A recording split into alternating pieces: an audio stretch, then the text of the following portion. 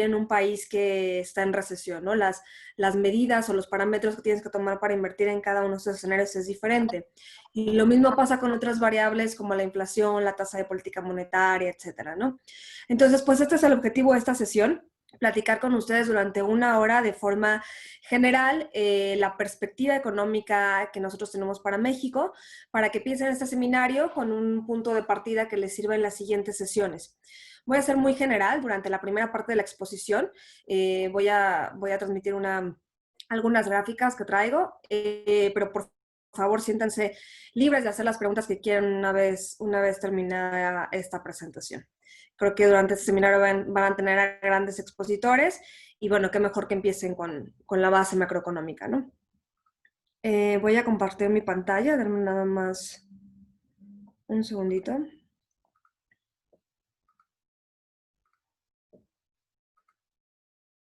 Listo. Ahí a ver. Bueno, me gustaría empezar un poco platicándoles sobre el crecimiento económico o el decrecimiento que tuvimos durante la primera mitad del año. Como muchos de ustedes deben de saber, la economía mexicana cayó a niveles nunca antes vistos. El PIB del segundo trimestre nos mostró que la economía cayó 18.9% en términos anuales. Esto es comparando el segundo trimestre de 2020 con el segundo trimestre de 2019. Esta caída vino en gran parte por el sector industrial, sector que ya venía bastante rezagado incluso desde antes de la pandemia, pero también obviamente por el sector servicios que incluye la parte de restaurantes, hoteles, etcétera, ¿no? Obviamente esta caída en el sector servicios se da porque, como bien saben, pues la economía cerró durante 2 meses consecutivos y no fue sino hasta junio cuando empezó a reabrir y cuando se homologaron algunos sectores esenciales como por ejemplo, la construcción, la minería, etcétera, que empezaron a repuntar durante junio, empezaron actividades, no fue inmediato el 1 de junio, pero pues hay que recordar que abril y mayo estuvimos completamente cerrados, ¿no? Entonces, esos efectos se ven claramente en el dato del segundo trimestre del PIB. Ahora, los datos que empezamos a tener para la segunda parte del año, como por ejemplo las remesas, que como bien saben sorprendieron a muchos de los analistas, incluso durante el periodo de la pandemia, ha sido uno de los principales impulsores de la actividad económica o del escaso crecimiento que ha tenido. Nosotros lo que pensamos es que las remesas sorprendieron a la alza porque algunas de las actividades en Estados Unidos en las cuales están dedicados los migrantes, como por ejemplo jardinería, agricultura, ganadería, etcétera, no fueron cerrados por completo en Estados Unidos. Y además también el país vecino tuvo o ha tenido un programa muy intenso de apoyos fiscales y es probable que algunos de los migrantes legalizados hayan sido beneficiados por estos programas, ¿no? Entonces, las remesas han sido un impulsor importante de la economía. Ahora, como les mencionaba, en junio y julio empezamos a ver algunos indicadores líderes, como lo es el indicador de manufactura del IMEF, el cual, pues aquí es bastante importante porque nos da a conocer un índice de difusión que está a cargo de la iniciativa privada y el cual nos sirve como un indicador adelantado que nos muestra de manera cualitativa la tendencia de la actividad industrial y de servicios del país.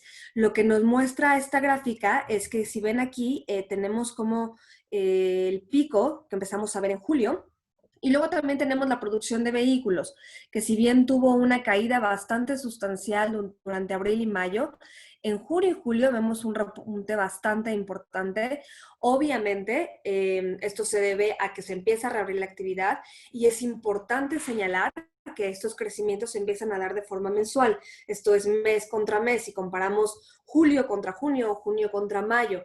Y no así si lo comparamos contra el año anterior, en los cuales todavía seguimos viendo caídas significativas, ¿no?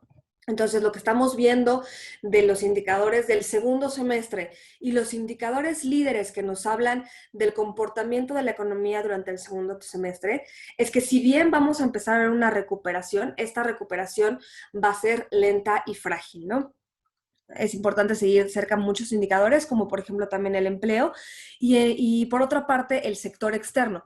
Los datos de julio nos hicieron ver que la balanza comercial tuvo un superávit histórico, esto es exportaciones menos importaciones, tuvieron un balance que nunca antes se había visto en la serie del indicador. Esto es en gran parte porque las importaciones, como bien saben, restan al factor total y entonces pues, las importaciones siguen cayendo y entonces lo que generan es un efecto positivo, pero también lo que vemos es un repunte en las exportaciones, sobre todo de manufactura, ¿no? Eh, Ahora bien, nosotros aquí les quería platicar un poco sobre un análisis que hicimos sobre la oportunidad que puede tener México ante la guerra comercial entre China y Estados Unidos. Me imagino que muchos de ustedes han leído en varios periódicos o han escuchado que México se puede ver beneficiado por esta guerra comercial que inició desde 2018 entre Estados Unidos y China, la cual hasta septiembre de 2019 lleva un total de impuestos de 550,000 millones de dólares, lo cual es algo bastante sustancial. Y esto lo que ha hecho es que el comercio entre estas dos naciones haya disminuido y a su vez el comercio entre Estados Unidos y México haya aumentado. A través de esto lo que nosotros quisimos hacer es evaluar de forma cuantitativa el impacto que efectivamente México ha tenido a raíz de esta guerra comercial.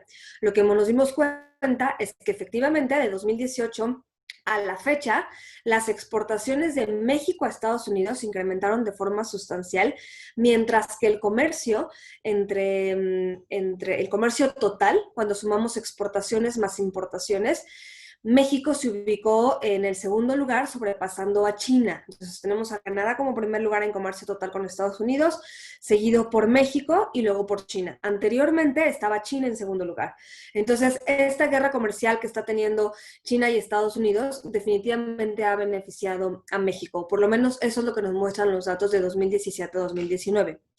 Ahora, para evaluar el impacto potencial que podríamos tener de esta guerra comercial hacia adelante, lo que nosotros hicimos fue un ejercicio en el cual identificamos 20 categorías en el comercio entre China y Estados Unidos y México y Estados Unidos, en las cuales México ha crecido de forma sustancial en sus exportaciones hacia Estados Unidos, mientras que China ha caído. Entonces lo vemos en esta grafiquita de barras. Estas son las categorías como reactores nucleares, maquinaria eléctrica, vehículos, etcétera, ¿no?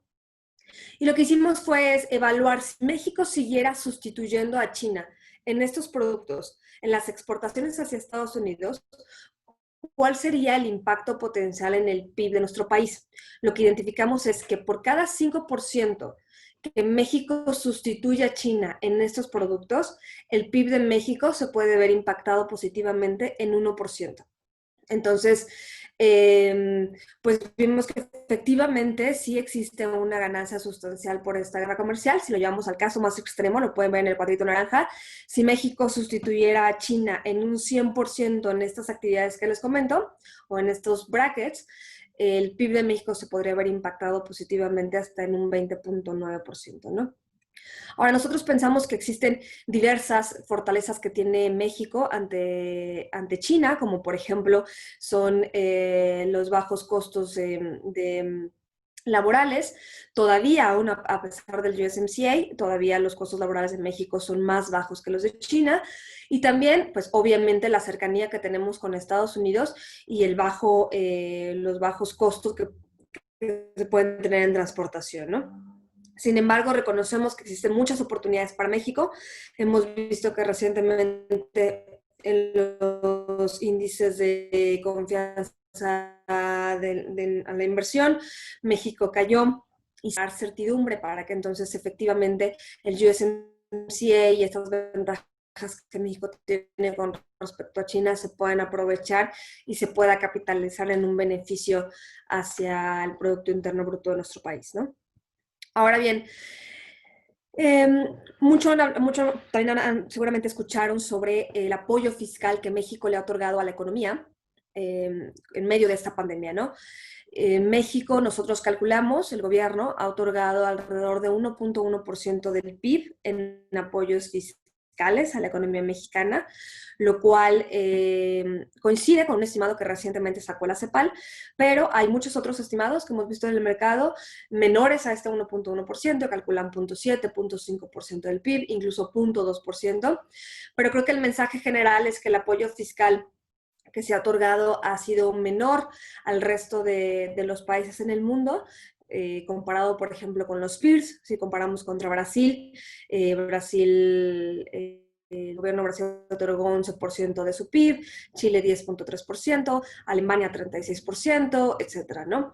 Entonces México está por debajo de los niveles promedios mundiales.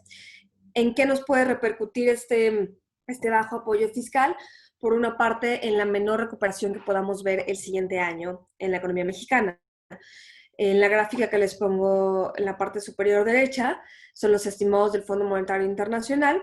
Para México espera que la economía caiga 10.5% este año, pero que para 2021 crezca 3.3%. Claramente, después de una caída del 10%, este crecimiento de 3% no es nada despreciable, aunque va a ser más por un efecto aritmético, ¿no? O sea, una caída de 10% un año te ocasiona inmediatamente un crecimiento el siguiente año, ¿no?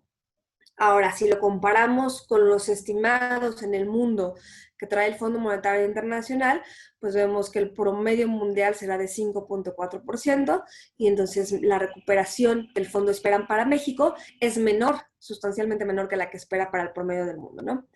Ahora, la parte positiva de este comportamiento que tuvo el gobierno en el apoyo a la economía es que también si comparamos los estimados del Fondo Monetario Internacional en cuanto al balance fiscal, eh, el déficit esperado, el déficit fiscal que espera el Fondo Monetario Internacional para este año para México es de 6% del PIB. Este déficit se compara con el promedio que espera para el mundo para este año de 13.9%, ¿no? Entonces, podríamos decir que en términos internacionales o comparativamente, México va a terminar en una mejor posición fiscal que otros países. Sin embargo, claramente los retos hacia las finanzas públicas continúan hacia adelante. Nosotros pensamos que uno de los retos principales va a ser si efectivamente esta recuperación es más lenta de lo esperado, pues entonces eso repercute directamente en los ingresos fiscales, por una parte.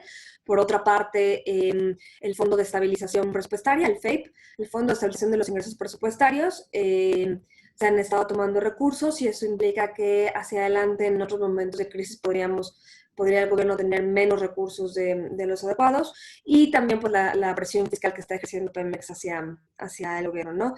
Sin embargo, ayer en la conferencia matutina se mencionaba que en 15 días se va a anunciar un plan de recuperación económica que puede estar basado principalmente en infraestructura, puede ser que esto toque un poco de inversión también en la parte energética, pero pues va a ser muy importante seguir de cerca este plan que se va a proponer y también, pues obviamente la confianza del inversionista y demás hacia adelante, ya que un repunte pues va a ser sustancial en la recuperación de nuestro país, ¿no?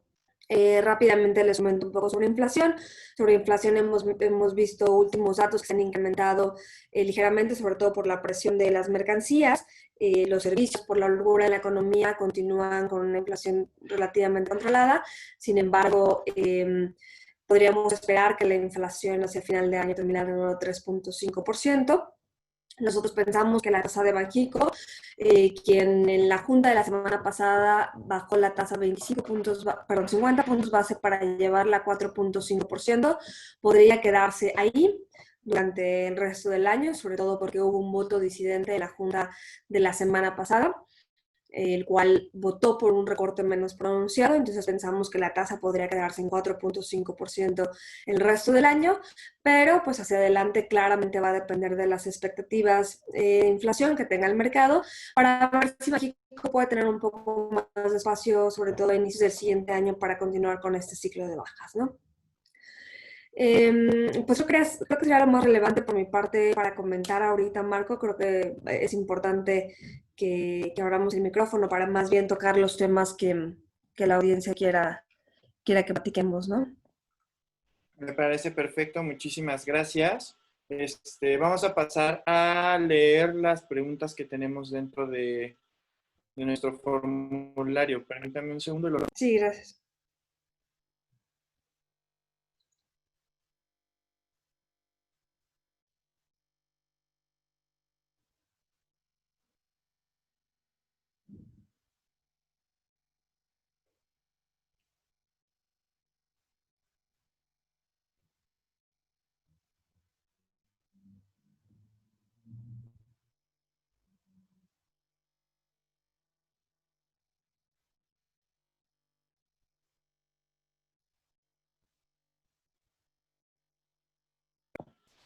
Bueno, una de las que más he recibido es sobre la Ujú. cuestión de la inflación. ¿Qué expectativas tiene usted para la inflación aquí en México, más que nada en productos de uso diario, que es como la canasta básica, etcétera?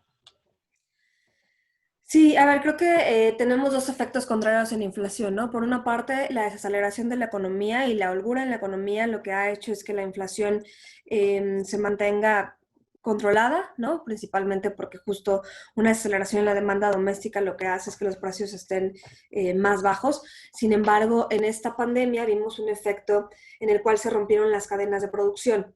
Por ejemplo, como les comentaba, las actividades esenciales de Estados Unidos y de México no estuvieron homologadas. Entonces, por ejemplo, en Estados Unidos podían seguir produciendo autos y por otra parte, en México la producción de las autopartes no estaba reactivada. Lo mismo pasaba en el caso de construcción y demás. Entonces, esta ruptura en la oferta de algunos servicios o productos ha hecho que algunos precios de las mercancías se incremente. También lo vimos, por ejemplo, en productos de consumo básico. Si bien el consumo se deterioró en algunas categorías, lo que vimos es que productos como, por ejemplo, el supermercado y demás, que son los productos del día a día, tuvieron una mayor demanda y por eso su precio se empezó a incrementar. Ahora, también hay que tomar en cuenta que la inflación está muy ligada con el tipo de cambio, ¿no? Entonces, recientemente hemos visto el tipo de cambio un poco más controlado, pero hace un par de meses tuvimos una depreciación sustancial y demás, entonces hay productos que pueden verse afectados por una depresión del tipo de cambio, ¿no? Nosotros lo que pensamos es que dado que la holgura en la economía o la desaceleración de la demanda doméstica va a continuar por un periodo todavía, o por lo menos durante la segunda mitad del año, eso va a hacer que la inflación se mantenga controlada. Entonces nosotros pensamos que el año la va a terminar alrededor de 3.5, sin embargo ya hay estimados que la llevan hasta 3.9, 4%. Eh, Creo que va a ser importante, sobre todo, monitorear las expectativas de mediano y largo plazo, que son aquellas que toma como variable principal el Banco de México para tomar en cuenta sus decisiones de política monetaria, ¿no? No Perfecto. sé si quedó claro. Sí, yo creo que sí, a más de uno nos quedó claro. Muchísimas gracias. Uh -huh. También nos preguntaban en cuanto a ciertos índices que pueden haber aquí en la economía mexicana. Ejemplo, el NAFTRAC que existe por parte de BlackRock o a lo mejor los distintos como ETFs que nosotros manejamos. ¿Cree que sea una buena idea que nuestros asistentes tomen esto como una oportunidad de inversión o sería mejor enfocarnos directamente a acciones? Esa fue Pues una mira, pregunta. no es mi core, o sea, no me siento lo suficientemente educada como para dar recomendaciones en cuanto a inversión. Lo que nosotros pensamos es que en México existen muchas oportunidades todavía, sobre todo en las valuaciones de las empresas, que tengo entendido hacia adelante en el seminario van a tener justo un módulo, ¿no? De evaluación de empresas. En GBM lo que pensamos es que hay varias empresas en México de diferentes sectores, incluyendo también consumo, real estate, eh, sobre todo esos dos, en el cual las evaluaciones son muy atractivas y entonces hay que hacer una evaluación de cada una de las empresas y no dejarnos llevar por el marco macroeconómico en general, ¿no? O sea, por ejemplo, no, el consumo va a estar muy deteriorado. Pues probablemente sí, pero también probablemente hay algunas empresas en las que la evaluación es lo suficientemente atractiva como para que si tienes la paciencia para aguantar en esa empresa y depende también mucho de tu perfil de inversión, ¿no? A lo mejor tu perfil de inversión es de corto plazo y entonces quieres estar nada más metiendo y sacando de una u otra empresa, a lo mejor eso es más complicado que comprar la evaluación de la empresa per se y entonces invertir en ella y esperar a que la evaluación dé, ¿no? Creo que nosotros es la mejor recomendación que podemos dar, ¿no? O sea, tener un perfil de inversión un poco más a largo plazo y ser consistente con la evaluación de las empresas.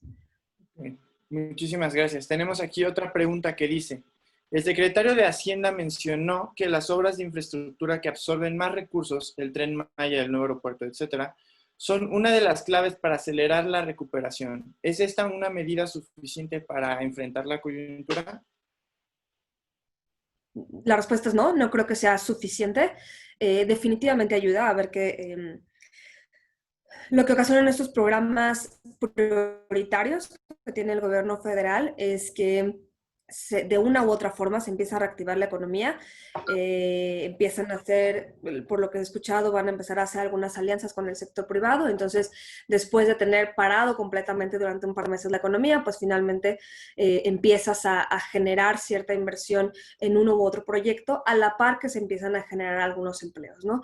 Sin embargo, no creo que sea suficiente, me parece que además de los proyectos prioritarios debería de existir la confianza suficiente en el país como para que no nada más sean esos proyectos prioritarios en los que se enfoque la inversión dentro de México, sino que haya muchos otros proyectos propuestos también por la iniciativa privada para que veamos repuntar la construcción, edificación y en términos generales la producción industrial en el país, que como les mencionaba en la presentación, no está, si bien cayó a niveles nunca antes visto durante el segundo trimestre, que es el que principalmente se vio afectado durante la pandemia, la producción industrial ya venía deteriorada desde antes, ¿no? O sea, prácticamente desde 2018 empezamos a ver niveles negativos y entonces pues venimos con de una coyuntura bastante amplia en la cual es necesario reactivar la confianza para que se reactive a su vez la inversión del sector privado y por ende producción industrial y por ende un mayor crecimiento en el PIB, ¿no?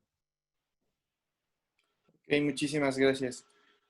Otra pregunta. ¿En qué niveles ve el peso dólar para las próximas elecciones de Estados Unidos? Mira, históricamente el peso mexicano sufre una depreciación con respecto al dólar en las elecciones.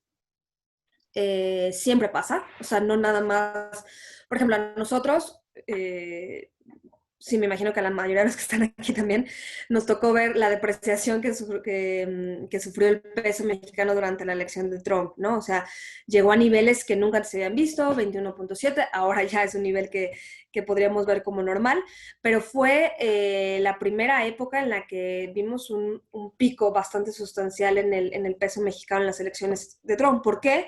Porque Trump llegó amenazando inmediatamente que iba a quitar el NAFTA, ¿no? Entonces, se renegoció, hoy sabemos el desenlace de la historia, pero en un inicio la amenaza era voy a salirme del NAFTA, ¿no? Lo cual para México traía consecuencias bastante fuertes, ¿no? Como anécdota, nosotros cuando ganó Trump, pues los resultados se dan a conocer muy en la noche. Me acuerdo mucho que recibimos un mensaje de mi jefa en ese momento y fue en 2 horas o en 3 horas nos vemos en la oficina. ¿Por qué? Porque era obvio que iba a ser el día siguiente un día negro en el mercado y así lo fue, ¿no? Y efectivamente, pues las amenazas surgieron efectos en la expectativa del mercado y tomó tiempo para que se normalizara un poco la expectativa y para que entonces salieran los negociadores tanto de Estados Unidos como de México. Y fue un periodo bastante volátil, sobre todo porque estaba en riesgo el hecho de que el NAFTA desapareciera completamente, ¿no? Ahora me parece que la situación es diferente, ¿no? Por una parte ya tenemos el USMCA que entró en vigor en julio de este año. Entonces, pues ya está el tratado, ya no hay vuelta atrás. Bueno, podría haber vuelta atrás y llegar a otro Trump, ¿no? Pero ahora el caso de Biden, nos parece que Biden pues es un perfil mucho más ortodoxo, un perfil que no tiene pues estos altos y bajos. Entonces, por una parte, pues ya tenemos a Trump, que si quedara Trump en las elecciones, si ganara, pues ya lo conocemos, ¿no? Ya sabemos el perfil que tiene. Bien o mal, el último par de meses se vio una buena relación entre el presidente de México y el presidente de Estados Unidos. Entonces esto puede alivianar cualquier efecto que tenga el triunfo de Trump. Y en el caso de ganar a Biden, hay que tomar en cuenta que las elecciones ahorita siguen estando bastante cerradas, o sea, pienso que no está nada definido todavía. Biden va arriba en las encuestas con el anuncio de su running mate, de la vicepresidenta. Creemos que le puede ayudar un poco en la aprobación, pero a final de cuentas todavía no está definido. Pensamos que va a ser una elección bastante cerrada. Ahora, si ganara Biden, lo que puede suceder es que en México empecemos a tener un poco más de paneles de controversias dentro del USMCA. No sé si lo tengan tan claro, pero dentro del nuevo tratado del TIMEC o del USMCA hay un apartado en el cual se crearon paneles de solución de controversias en las cuales cualquier país puede decir, oye, ¿sabes qué? México está violando el tratado en X o Y tema, entonces me quiero ir a un panel de controversia, ¿no? Entonces eso lo pasan al USTR, que es la Oficina de Comercio de Estados Unidos, y el USTR decide si se van a un panel de controversia o no. Si en un juicio, por decirlo de otra forma, argumentando sobre el tema, y los panelistas serían de los dos países, tanto de México, ya hay una lista de panelistas que se definió de México, ya hay una lista de panelistas que se definió de Estados Unidos, y entonces en el panel estarían dos de México, dos de Estados Unidos y uno de un tercer país, ¿no?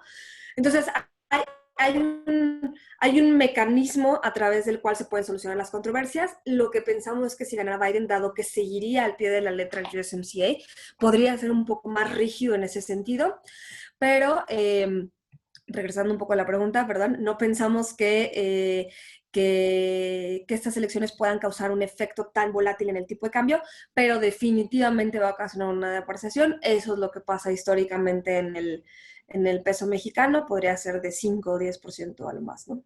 Okay.